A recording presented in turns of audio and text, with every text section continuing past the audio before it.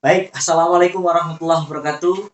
Masih bersama saya, Welly Dosen. Kita akan berbicara soal elemen dasar acting. Ya, elemen dasar acting ini merupakan bagian mendasar yang perlu kita pahami bersama supaya dalam hal pengetahuan dan keterampilan bisa maksimal. Anda mengetahui tentang teorinya dan bisa mempraktekannya dengan betul-betul bagus, indah. Maka akan kita lihat bagaimana ataupun apa saja elemen dasar acting itu yang menguatkan acting Anda nanti sebagai seorang aktor.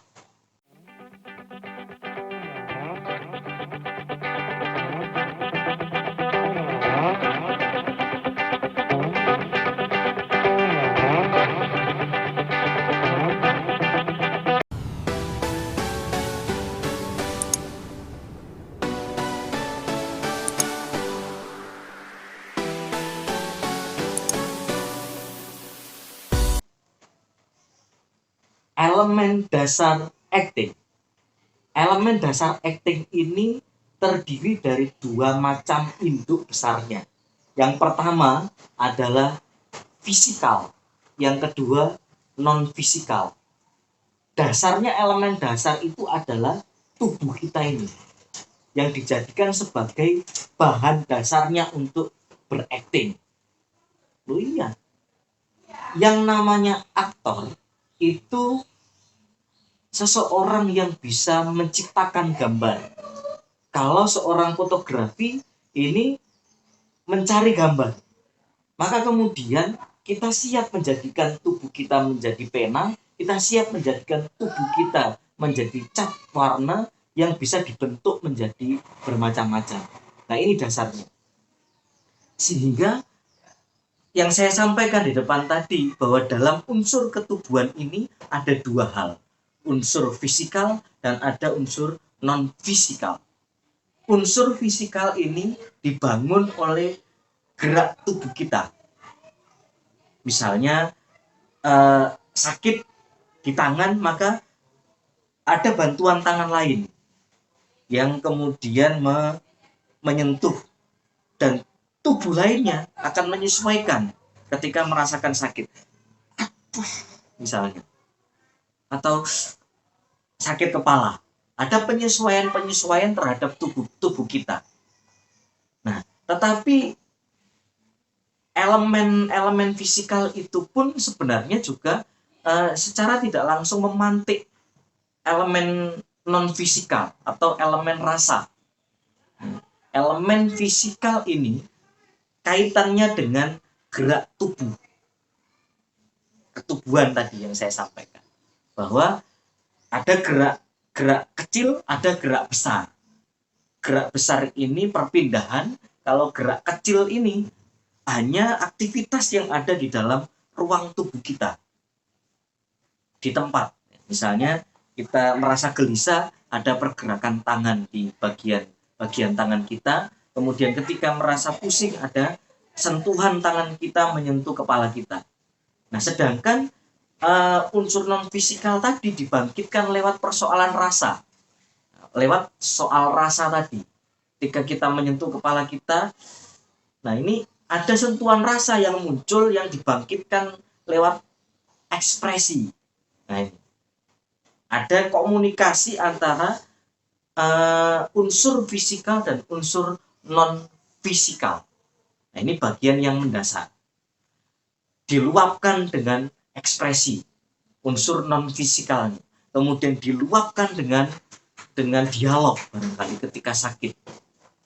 Aduh, ya, atau aduh. Nah, ini cara ungkap yang berbeda-beda tergantung dari porsi emosi, porsi rasa yang dimiliki atau yang dirasakan oleh seorang aktor atau seorang yang melakukan acting itu.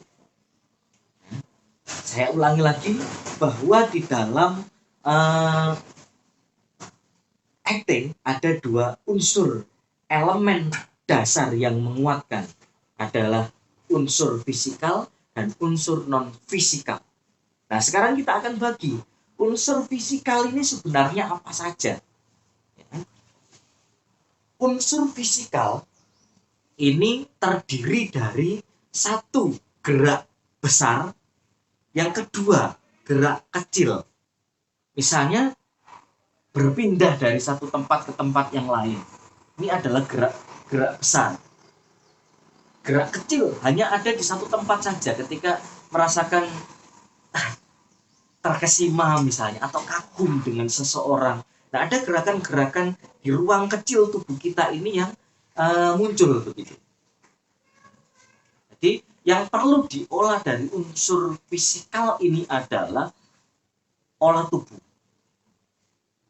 Jadi olah tubuh, kemudian proses latihan itu dilakukan dengan cara membagi dengan apa? Melatih kelenturan, melatih ketahanan, melatih kekuatan, dan melatih keseimbangan.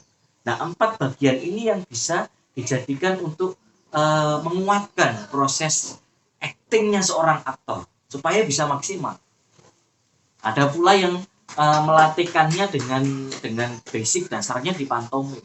Ya, karena di pantomim itu kompleks. Ya, itu unsur dasarnya. Kemudian yang berikutnya adalah unsur fisikal. Unsur non fisikal. Yang berikutnya adalah unsur non fisikal yang hadir dari dalam tubuh kita. Jadi perasaan, kemudian imajinasi, pikiran. Nah, ini ruang non fisikal yang kita hadirkan dalam fisik kita sebenarnya. Bagaimana kemudian kita bisa merasakan sedang rindu dengan seseorang, membayangkan seseorang seperti dekat dengan kita, merasa marah dengan orang, atau memikirkan sesuatu yang membuat kita gelisah. Nah, proses latihannya ini adalah dengan olah rasa. Olah rasa itu tahapnya bisa dengan melakukan observasi terlebih dahulu. Bagaimana kemudian merasakan sakit, merasakan rindu, merasakan jatuh cinta. Kita seringkali melakukan itu, tetapi barangkali kita tidak menyadari atau tidak mengolah betul di pikiran kita bahwa situasi itu, perasaan itu pernah kita lakukan. Nah, ini yang perlu kita pahami bersama sebagai seorang aktor yang siap untuk berakting. Selain ada olah rasa, ada olah pikir.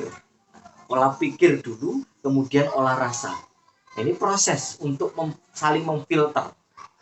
Dari diantara keduanya itu ada imajinasi yang menguatkan. Nah, ini olah pikir, ya, olah rasa.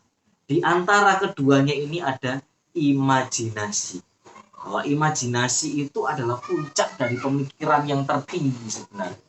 Nah, ini yang harus kita olah sebagai seorang aktor yang berkualitas. Ingat bahwa aktor adalah menciptakan gambar.